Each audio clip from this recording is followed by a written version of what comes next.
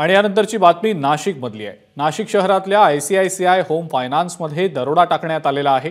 इथल्या लॉकरमधून 222 खातेदारांचे जवळपास 5 कोटींचे दागिने गायब झाल्याची बाब समोर आलेली आहे। चोरटे PPE किट घालून चोरी करायला आल्याची बाब CCTV फुटेजमध्ये दिसतेय।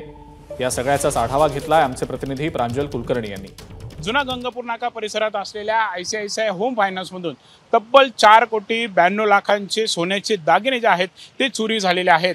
आपण जर बघितलं तर या फायनान्स संस्थेमध्ये सर्व सुरक्षेच्या दृष्टीने काळजीही घेण्यात आलेली होती। CCTV होते, सुरक्षा रक्षक देखील तैनात होते।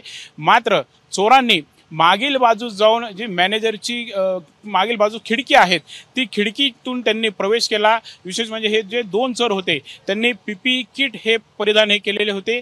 त्यानंतर बँकेतच असलेल्या सेफ्टी लॉकरची त्यांनी चावी ही घेतली आणि त्यानंतर हे लॉकर उघडलं आणि त्यातून हे सर्व दागिने जे आहेत ते त्यांनी लंपास केलेले आहेत। अवघ्या 15 मिनिटांमध्ये खरं तर ही सर्व चोरी करून हे सर्व दागिने लंपास करत त्यांनी इथून पळ हा काढलेला आहे। शनिवारी बँकेच्या या संस्थेच्या मॅनेजरचाच हा सर्व प्रकार उघडकीस आला आणि त्यानंतर त्यांनी स्वतः सरकारवाडा पोलीस ठाण्यामध्ये जाऊन यावर तक्रारही दिलेली आहे।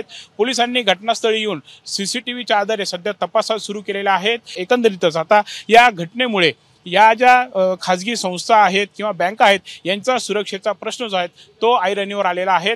आता हे नक्की आरोपी नक्की कोण आहेत, ही चोरी नक्की कशामध्ये करण्यात आलेली आहेत याची काही रेकी करण्यात आली होती का किंवा काही माहितीतीलच काही हे चोर होते का, असे अनेक प्रश्न आता उपस्थित होत आहेत। नाशिक पोलीस आता यांचा कसा सर्व तपास करतायत हे पाहणं महत्त्वाचं ठरणार आहे। कॅमेरामॅन मयूर बारगजेसह प्रांजल कुलकर्णी, ABP माझा, नाशिक।